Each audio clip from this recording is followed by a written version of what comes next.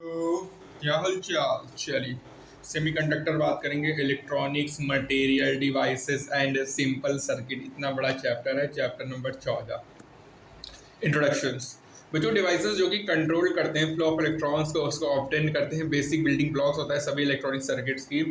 Before जब discovery हुआ था ट्रांजिस्टर का 1948, ऐसे डिवाइस मोस्टली वैक्यूम ट्यूब्स में पाए जाते हैं। इसको अपन वॉल्स कहते हैं। जैसे वैक्यूम डायोड होता है, इसमें दो इलेक्ट्रोड्स होते हैं, एक एनोड होता है, एक कैथोड। ट्रायोड होता है, इसमें 3 इलेक्ट्रोड्स होंगे। कैथोड प्लेट ग्रिड होगा, टेट्रोड एंड पेंटोड होगा, जिसमें 4 और 5 इलेक्ट्रोड्स होंगे।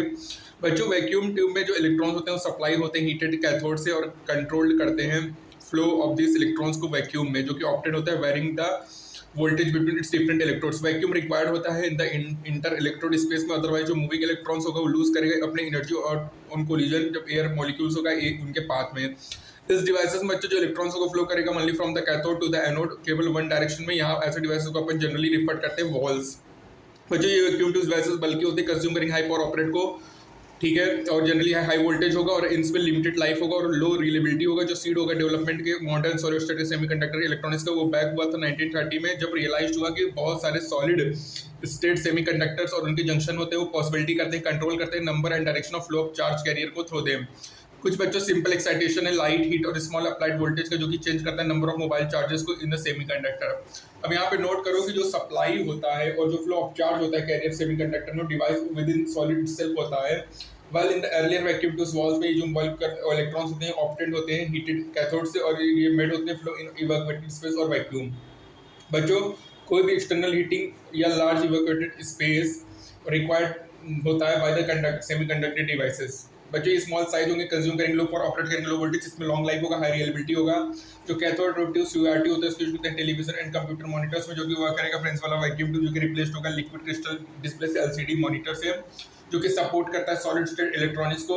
जो फुल्ली इम्प्लीकेशन है सेमीकंडक्टर डिवाइसेस का, उसमें जो नेचुरली अकरिंग क्रिस्टल होते हैं गैलेना, वो मेटल पॉइंट कॉन्टेक्ट होता है जो कि अटैच होता है, इसका यूज करते हैं डिटेक्टर ऑफ रेडियो वेव्स में, ठीक है।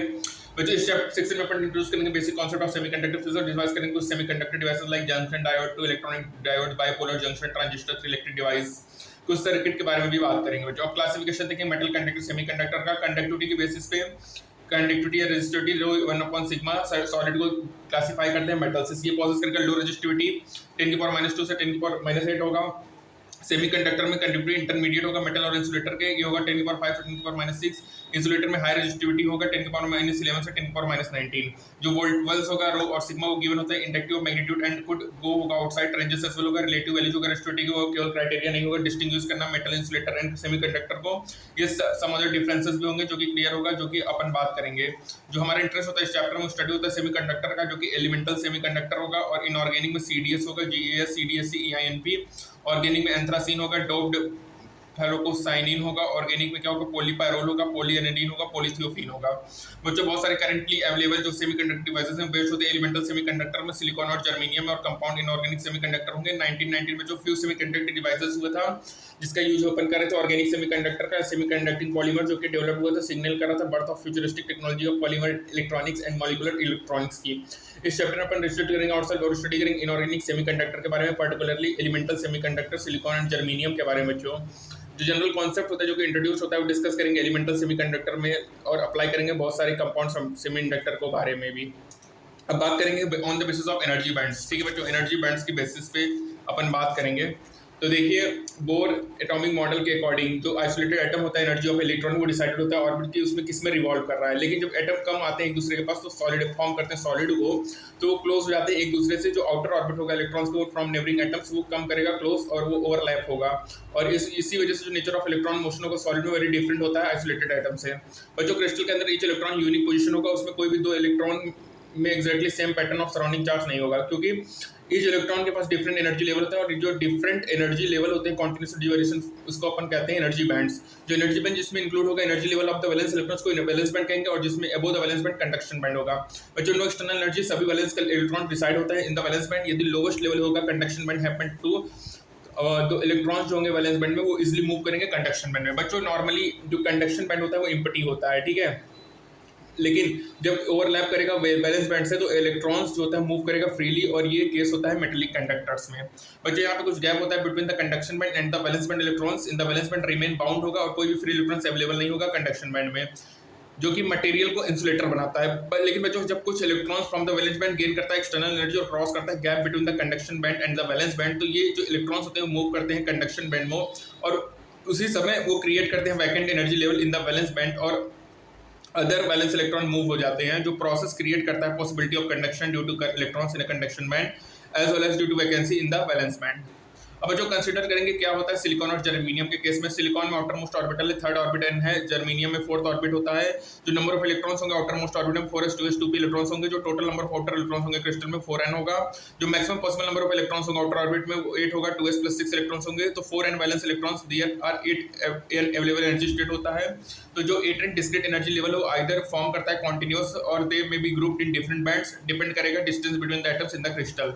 ठीक है, सभी बच्चों at the distance between the atoms in the crystal lattice of silicon germanium जो एनर्जी बैंड होता है 8 न्यूटन स्टेट का स्प्लिट होता है 2 में, जो कि सेपरेटेड होता है एनर्जी गैप से। जो लोअर बैंड होता है जो कि कंप्लीटली ऑक्यूपाइड होता है 4n वैलेंस इलेक्ट्रॉन से, टेम्परेचर ऑफ एब्सोल्यूट जीरो, उसको वैलेंस बैंड कहेंगे। जो अदर बैंड होता है जो कंस्टिट्यूट करता है 4 एनर्जी स्टेट, उसको कंडक्शन बैंड कहेंगे, जो कि कंप्लीटली एम्प्टी होता है एब्सोल्यूट जीरो पे। तो बच्चों हमारा जो कंडक्शन बैंड है वो क्या होता है, वो हमारा वो होता है एब्सोल्यूट जीरो पे वैकेंट होता है, लेकिन जो हमारा बैलेंस बैंड होता है बच्चों उसमें एब्सोल्यूट जीरो पे उसमें 4 इलेक्ट्रॉन्स होते हैं। ठीक है, अब बच्चों यहाँ पे देखिए दिखाया गया कि जो लोएस्ट एनर्जी लेवल होता है कंडक्शन बैंड का सोन है EC से, हाईएस्ट एनर्जी लेवल क्या है EV है, ये EC है। ठीक है, lowest energy level conduction band का और highest energy level balance band EV है। above EC and below EV there is a large number of closely placed large levels। ठीक है, ये सब closely placed large levels हैं। जो gap between the top of the valence band है and bottom of the conduction band is the energy band gap, इसको energy band gap कहेंगे। Energy gap ये लार्ज होगा स्मॉल होगा जीरो के depend करेगा मटेरियल पे। डिफरेंट सिचुएशन डिपिकेटेड है 14.2 में।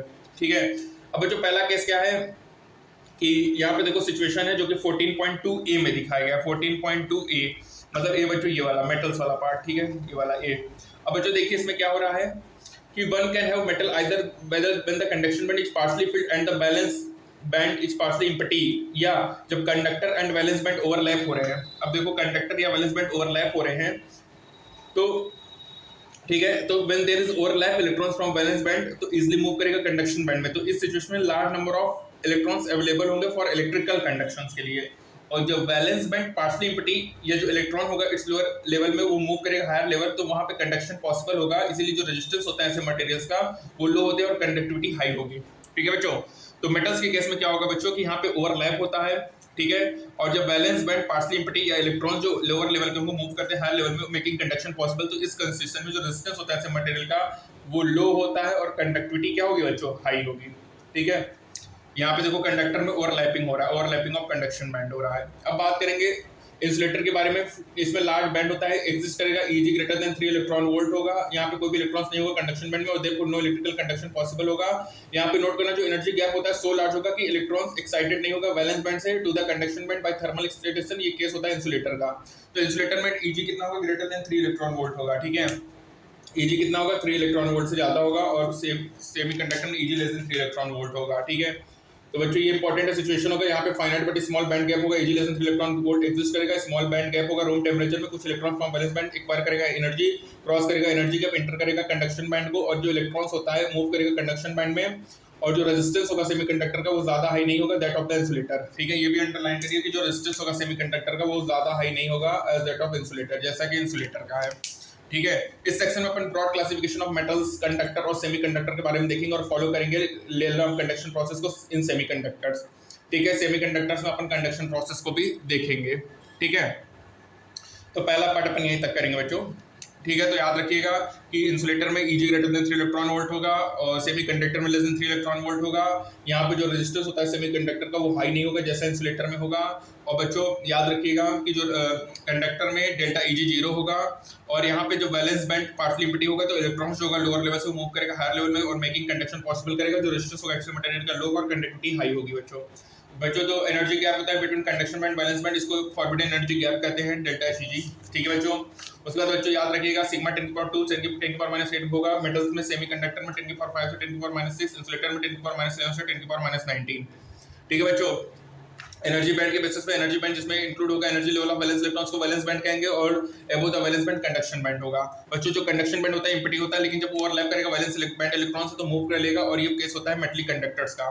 ठीक है, ये हो गया बच्चों। और इसके बाद ये याद रखिएगा सीआरटी का full form cathode ray tubes होगा, एलसीडी का full form liquid crystal display होगा। जो नेचुरली अकरिंग क्रिस्टल होता है गैलिना होता है, जो कि मेटल पॉइंट कांटेक्ट होगा, जो कि अटैच्ड होगा, जो कि यूज्ड होगा डिटेक्टर ऑफ रेडियो वेव्स में। कोई भी एक्सटर्नल हीटिंग या लार्ज इक्वेटेड स्पेस रिक्वायर्ड नहीं होता सेमीकंडक्टर डिवाइसेस के द्वारा।